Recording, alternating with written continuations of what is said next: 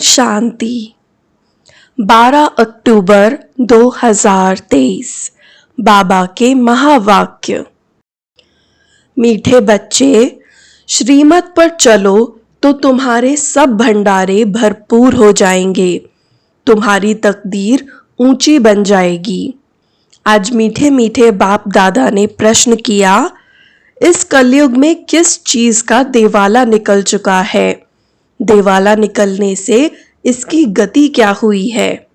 उन्होंने उत्तर में समझाया, कलयुग में पवित्रता, सुख और शांति का देवाला निकल चुका है। इसीलिए भारत सुख धाम से दुख धाम, हीरे से कौड़ी जैसा बन गया है। यह खेल सारा भारत पर है। खेल के आदि मध्य अंत का ज्ञान अभी बाप तुम्हें सुना रहे हैं। तकदीरवान सौभाग्यशाली बच्चे ही इस ज्ञान को अच्छी रीति समझ सकते हैं। मुरली का गीत है, भोलेनाथ से निराला। ओम शांति। भगवान उवाच, कौन सा भगवान? भोलानाथ शिव भगवान उवाच। बाप भी समझाते हैं, टीचर का भी काम है समझाना, सतगुरु का भी काम है समझाना। शिव बाबा को ही सत बाबा, भोलानाथ कहा जाता है। शंकर को भोला नहीं कहेंगे, उनके लिए तो कहते हैं आंख खोली तो सृष्टि को भस्म कर दिया। भोला भंडारी शिव को कहते हैं, अर्थात भंडारा भरपूर करने वाला। कौन सा भंडारा? धन दौलत सुख शांति का। बाप आए ही हैं पवित्रता सुख शांति का भंडारा भरपूर करने। कलयुग में पवित्रता सुख शांति का देवाला है, क्योंकि रावण ने श्राप दिया हुआ है। सब शोक वाटिका में रोते पीटते रहते हैं। भोलानाथ शिव बैठ सृष्टि के आदि मध्य अंत का राज समझाते हैं, अर्थात तुम बच्चों को त्रिकालदर्शी बनाते हैं।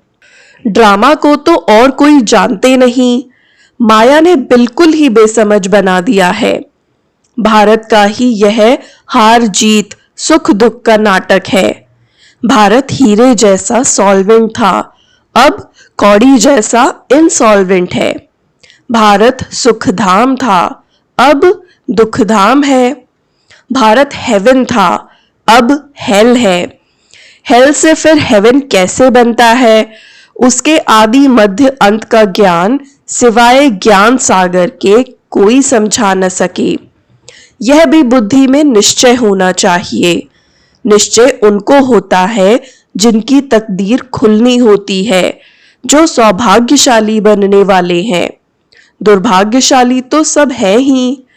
दुर्भाग्यशाली माना तकदीर बिगड़ी हुई है, भ्रष्टाचारी है। बाप आकर श्रेष्ठाचारी बनाते हैं, परंतु उस बाप को भी कोई मुश्किल समझ सकते हैं, क्योंकि उनको देह नहीं है। सुप्रीम आत्मा बात करती है। पावन आत्माएं होती ही हैं सतयुग में। कलयुग में सब पतित है। अनेक मनोकामनाएं लेकर जगदम्बा के पास जाते हैं, जानते कुछ भी नहीं। फिर भी बाप कहते हैं, जो जो जिस जिस भावना से पूजा करते हैं, तो मैं उनको अल्पकाल क्षणभंगुर लिए फल दे देता हूँ। जड़ मूर्ति कभी उसका फल नहीं दे सकती। फल देने वाला, अल्पकाल सुख देने वाला मैं ही हूँ, और बेहद के सुख का दाता भी मैं ही हूँ। मैं दुखदाता नहीं हूँ, मैं तो दुख हरता सुख करता हूँ। तुम आए हो सुख धाम में स्वर्ग का वर्षा पाने, इसमें परहेज बहुत है। बाप समझाते हैं, आदि में है सुख, फिर मध्य में भक्ति मार्ग शुरू होता है, तो सुख पूरा हो दुख शुरू होता है। फिर देवी देवता वाम मार्ग विकारी मार्ग में गिर पड़ते हैं, जहां से ही फिर भक्ति शुरू होती है। तो आदि में सुख, मध्य में दुख शुरू होता है, अंत में तो महान दुख है। बाप कहते हैं, अब सर्व का शांति सुखदाता मैं हूं, तुमको सुखधाम में चलने लिए तैयार कर रहा हूं। बाकी सब हिसाब किताब चुकतू कर शांति धाम में चले जाएंगे। सजाएं तो बहुत खाएंगे, ट्रिब्यूनल बैठती है। बाबा ने समझाया है, काशी में भी बलि चढ़ते थे। काशी कलवट कहते हैं ना। अब काशी में है शिव का मंदिर। वहां भक्ति मार्ग में शिव बाबा की याद में रहते हैं। कहते हैं, बस अब आपके पास आऊं। बहुत रो रो कर शिव पर बलि चढ़ते हैं तो अल्पकाल क्षणभंगुर थोड़ा फल मिल जाता है। यहां तुम बलि चढ़ते हो, अर्थात जीते जी शिव बाबा का बनते हो 21 जन्म का वर्षा पाने के लिए। जीवघात की बात नहीं, जीते जी बाबा मैं आपका हूं। वह तो शिव पर बलि चढ़ते हैं, मर जाते हैं, समझते हैं हम शिव बाबा का बन जाऊंगा, परंतु बनते नहीं हैं।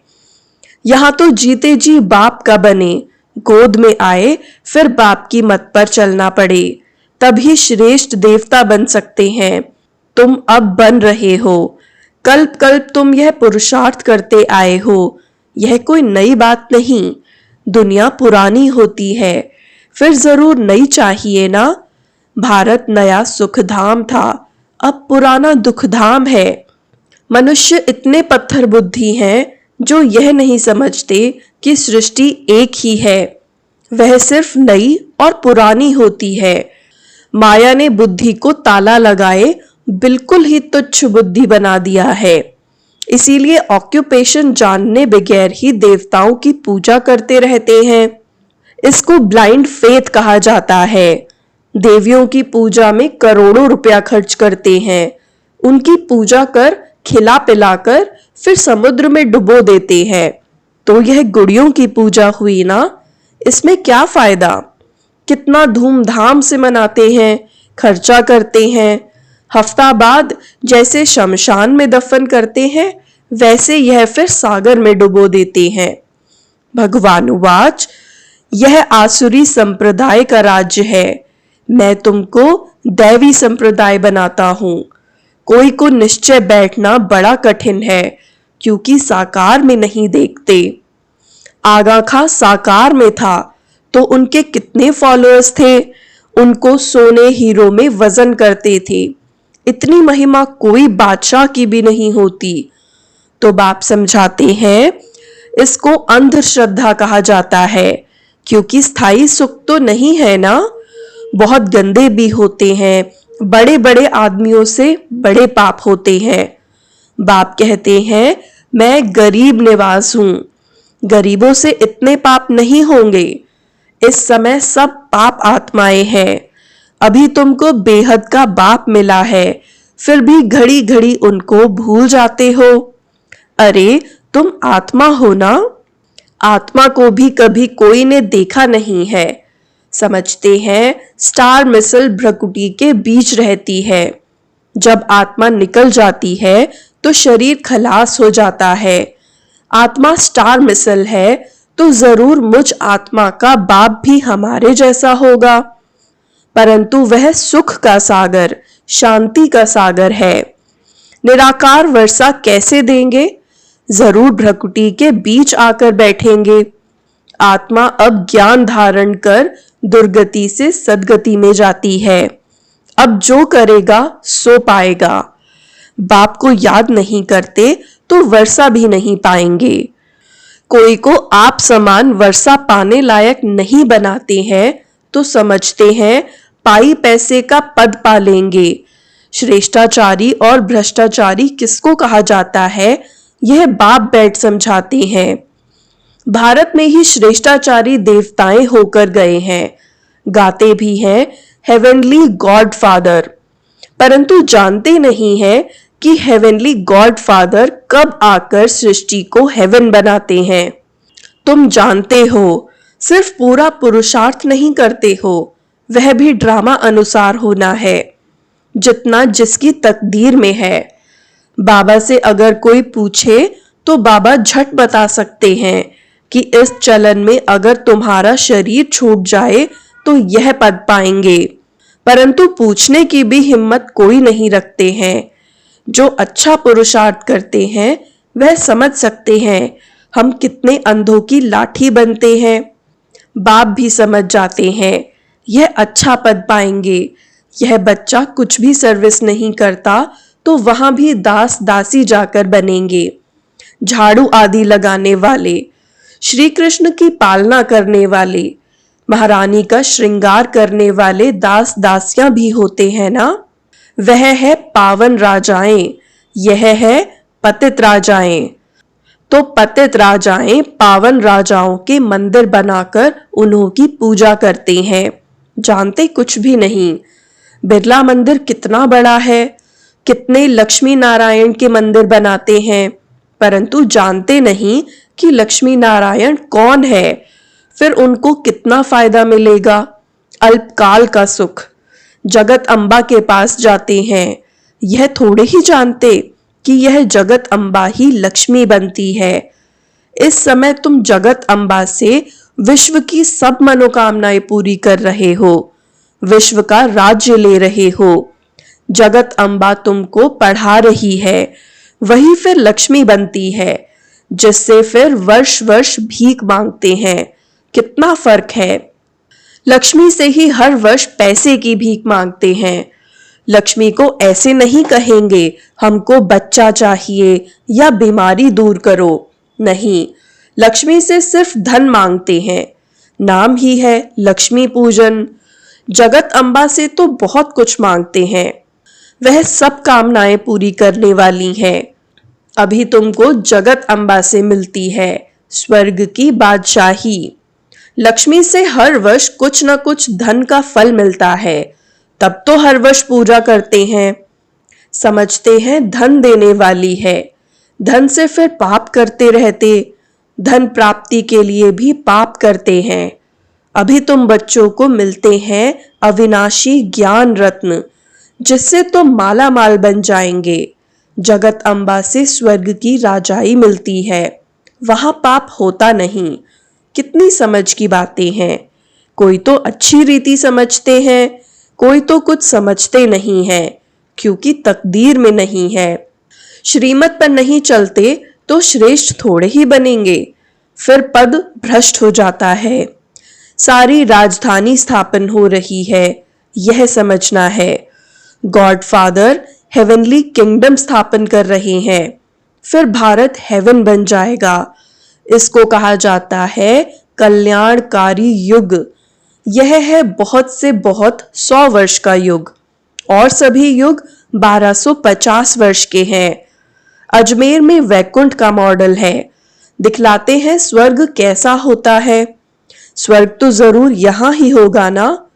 थोड़ा भी सुना तो स्वर्ग में आएंगे, परंतु पढ़ेंगे नहीं तो जैसे भील है। प्रजा भी नंबरवार होती है ना, परंतु वहां गरीब साहूकार सुख सबको रहता है, यहां तो दुख ही दुख है। भारत सतयुग में सुखधाम था, कलयुग में दुखधाम है। यह वर्ल्ड की हिस्ट्री ज्योग्राफी रिपीट होनी है। गॉड एक है, वर्ल्ड भी एक है। नई वर्ल्ड में पहले है भारत, अभी भारत पुराना है, जिसको फिर नया बनना है। यह वर्ल्ड की हिस्ट्री ज्योग्राफी ऐसे रिपीट होती रहती है, और कोई इन बातों को नहीं जानते। सब तो एक जैसे नहीं होते हैं। मर्तबे तो वहां भी रहेंगे, वहां सिपाही लोग होते नहीं, क्योंकि वहां डर होता नहीं। यहां तो डर है, इसीलिए सिपाही आदि रखते हैं। भारत में टुकड़े टुकड़े कर दिए हैं। सतयुग में पार्टीशन होता नहीं। लक्ष्मी नारायण का एक ही राज्य चलता है, पाप कोई भी होता नहीं। अब बाप कहते हैं, बच्चे मेरे से सदा सुख का वर्षा लो, मेरी मत पर चलकर। सदगति का मार्ग एक ही बाप दिखलाते हैं। यह है शिव शक्ति सेना, जो भारत को स्वर्ग बनाती है। यह तन मन धन सब इस सेवा में लगाते हैं। उस बापूजी ने क्रिश्चियन को भगाया, यह भी ड्रामा में था, परंतु उनसे कोई सुख नहीं हुआ। यह मिलेगा, यह होगा। मिलना है सिर्फ बाप से, बाकी यह तो सब खत्म हो जाएगा। कहते हैं बर्थ कंट्रोल करो, उसके लिए माथा मारते रहते हैं, होगा कुछ भी नहीं। अभी थोड़ी लड़ाई शुरू हो जाए तो फैमन पड़ जाएगा, एक दो में मारामारी हो जाएगी। अच्छा, मीठे मीठे सिकिलधे बच्चों प्रति मात पिता बाप दादा का याद प्यार और गुड मॉर्निंग। रूहानी बाप की रूहानी बच्चों को नमस्ते। हम रूहानी बच्चों की भी रूहानी बाप दादा को याद प्यार गुड मॉर्निंग और नमस्ते। धारणा के लिए मुख्य सार। पहला, जीते जी बाप पर बलि चढ़ना है, अर्थात बाप का बनकर बाप की ही श्रीमत पर चलना है। आप समान बनाने की सेवा करनी है। दूसरा, अविनाशी ज्ञान रत्नों का दान कर जगदम्बा समान सर्व की मनोकामनाएं पूर्ण करने वाला बनना है। वरदान, सेवाओं में सदा सहयोगी बन सहज योग का वरदान प्राप्त करने वाले विशेषता संपन्न भव। सेवाओं में सदा सहयोगी बन सहज योग का वरदान प्राप्त करने वाले विशेषता संपन्न भव। ब्राह्मण जीवन विशेषता संपन्न जीवन है। ब्राह्मण बनना अर्थात सहज योगी भव का वरदान प्राप्त करना, यही सबसे पहला जन्म का वरदान है। इस वरदान को बुद्धि में सदा याद रखना, यह है वरदान का जीवन में लाना। वरदान को कायम रखने की सहज विधि है सर्व आत्माओं के प्रति वरदान को सेवा में लगाना। सेवा में सहयोगी बनना ही सहज योगी बनना है, तो इस वरदान को स्मृति में रख विशेषता संपन्न बनो। स्लोगन, अपने मस्तक की मणि द्वारा स्वयं को स्वरूप और श्रेष्ठ मंजिल का साक्षात्कार कराना ही लाइट हाउस बनना है। अपने मस्तक की मणि द्वारा स्वयं को स्वरूप और श्रेष्ठ मंजिल का साक्षात्कार कराना ही लाइट हाउस बनना है। ओम शांति।